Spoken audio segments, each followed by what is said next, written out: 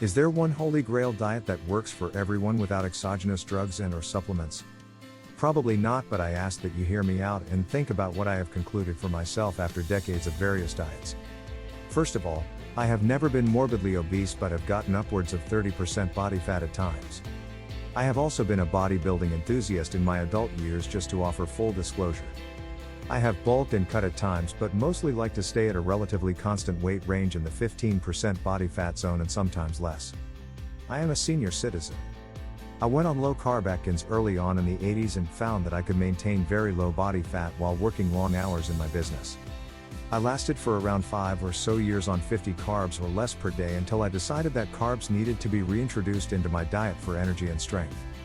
Since then, I have yo-yo gained and lost weight returning to low carb, and in more recent years, keto and carnivore variations with some success. I even tried mostly vegetarian, fruitarian and other options for brief periods. My point is that I have tried a wide variety of diet approaches over time and have a pretty good idea of what works and what does not for me and maybe you. One reason I believe what I am going to propose will work for you is that my diet evolution has caused me to conclude that it is all about metabolic flexibility. What type of flexibility?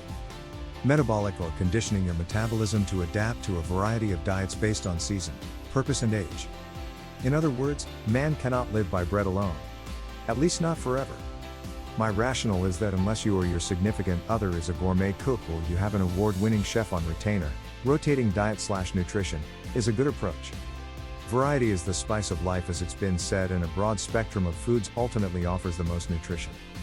There must be 1,000 recognized diets currently being promoted, and this is not an exaggeration.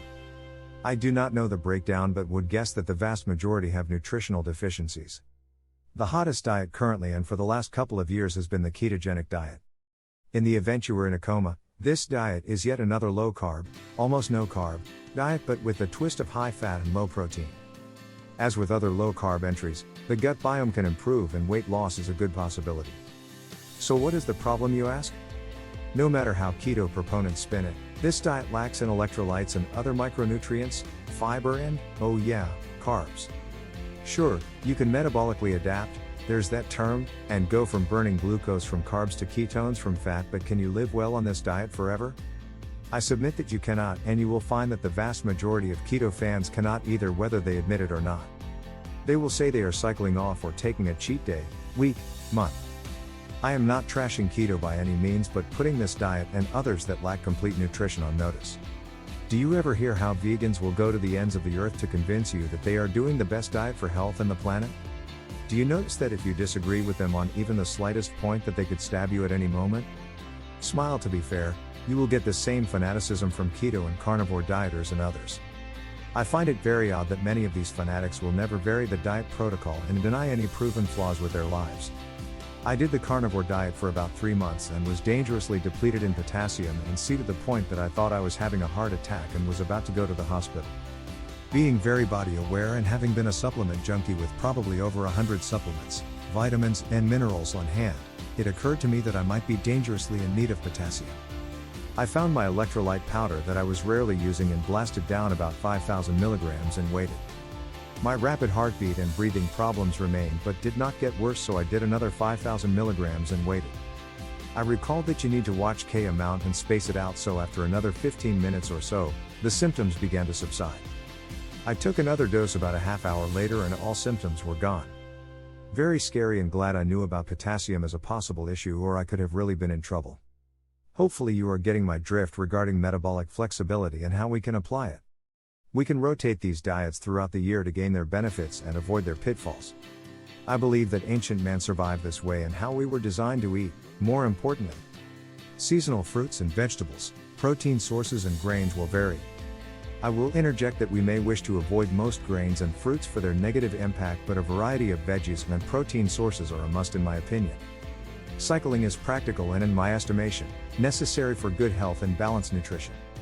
You may ask, why not simply eat all foods on a regular daily basis? Again, do you want to be a chef and professional shopper and have the time and wherewithal to do this? If so, the next issue is hitting the correct macros and micros at the proper caloric number. Lots of planning and work, but maybe you aspire to this, and that's great, except that what macros are you choosing? Damn, this could be a problem and will be for most as it gets back to no matter how well-rounded you plan to eat, you will want to follow a certain micro percentage mix. Carbs, fats, protein. So you calculate the exact same blend every day of say, 40/30/30 and that's just fine except you are back to one type of diet again and will need to eventually want to change it up. In my opinion, no matter how well-rounded you can create a diet, it will need to be cycled out at some point for a different mix. I cannot lay out an exact plan and say with confidence that this is the absolute way to go. On the other hand, with a little intuition and less drastic seasonal changes, a solid plan can be made. No need for drastic wholesale changes from one season to the next, but that's not to say you can't go with major shifts. Keto to high carb is certainly an option, but it depends on your constitution and your metabolic flexibility. Let me explain, and I know many of you will understand what I am about to say. If you have gone low carb and want to cycle or have a cheat day, some of you can do so with ease while others will go off the deep end and never return from the cheat day and go back to pizza and pasta in a heartbeat. You know who you are and what type of constitution you have and how flexible your metabolism actually is. This is not to say that you can't improve your flexibility with practices I have. You can actually go through the fire and back from keto to carbs with some fortitude and commitment, and this makes the next cycle that much easier. It's not just knowing that you can survive the difficult few days of transitioning, but your metabolic flexibility actually improves.